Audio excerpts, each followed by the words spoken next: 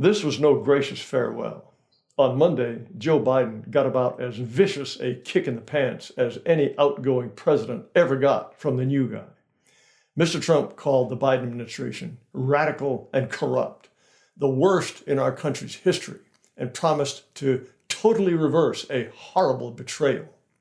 And as soon as he was sworn in, the new president started issuing orders. He announced an end to birthright citizenship.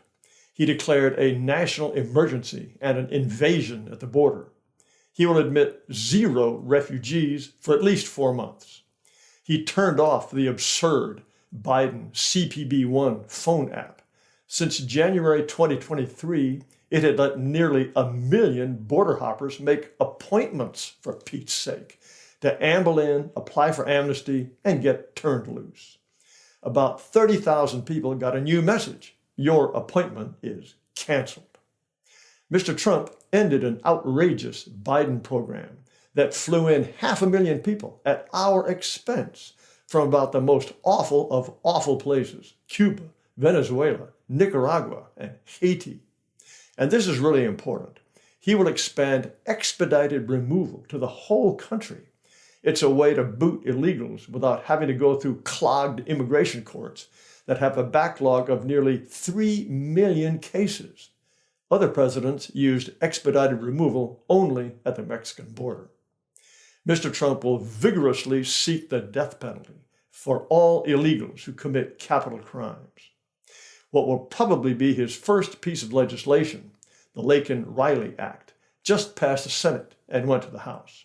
It will mean any illegal who commits a crime, from shoplifting on up, will be locked up. No more catch and release at the police station. Mr. Trump will root out government DEI. He also canceled every single Biden DEI order, which grotesquely ordered every agency, including the armed forces, to make race preferences a top goal. And he means it. He has already fired the commandant of the Coast Guard. She's a Lady Admiral named Linda Fagan, appointed with great fanfare by Joe Biden as the first woman to head a branch of the military. Among her sins, excessive focus on diversity.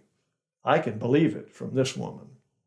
He just issued a very important order ending all race and sex preferences in the government, and he set up a plan to stop what he called illegal and immoral race discrimination in the private sector and in universities.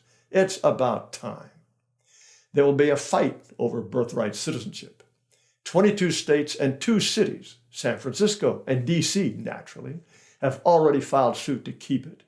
What an insult to America. They want every child of an MS-13 gunman or a Haitian crackho hatched on our soil to be a citizen. The Supreme Court will have to decide, and Mr. Biden's quota hire on the bench won't help. But if Mr. Trump wins, it will stop 150,000 foreigners each year from dropping anchor babies. This would cover all non-permanent residents, including H-1B visa holders. Declaring an invasion and an emergency at the border gives the president emergency powers. He can spend money without Congress's approval to finish the wall. Soldiers can collar illegals, not just help with transport and warehousing. The plan is to seal the border.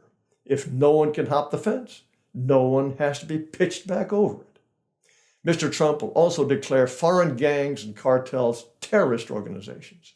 That means anyone helping them is a criminal.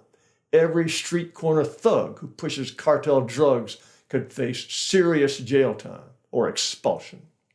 We never even heard of Tren de Aragua until Sleepy Joe waved in hundreds of thousands of Venezuelans. Trump wants them out. His big glaring failure is on H-1B visas. His tech pals don't seem to realize that America first means Americans first. I want all those scab workers out. So far, I give the new president an A-. Where could he improve? I want an immediate end to temporary protected status, or TPS, for illegals. Just 10 days before he was evicted, Joe Biden extended TPS for 800,000 Venezuelans and Salvadorans. That's right, those nice people who brought us MS-13 and Tren de Aragua. Out. Only Congress can abolish the diversity visa lottery, but I want a full-scale assault on a system that treats America like a prize in a bingo game. Maybe that'll come later. And I want mass deportation.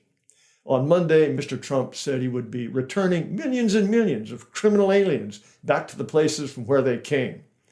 Millions and millions is lyrical, but don't stop with criminals. Out, all of them. In just 2 days, Donald Trump has dug a chasm between his presidency and the dog's dinner that just ended. Hooray. And this time he's swooping into Washington with a crack team of dedicated people. He won't be hoodwinked by rhinos who secretly despise him. His opponents act like demoralized losers. Will this be a new golden age for America, as he promised on Monday? No, but it's a start. What's next on my list?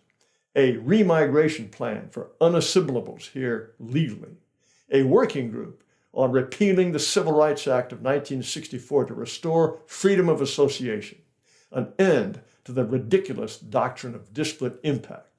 I want a 10th Amendment czar to promote local autonomy, and a presidential commission to study the societal impact of race differences in IQ. But I can wait till next week for those things. Mr. Trump's got 4 years. We will keep the pressure on him the whole time.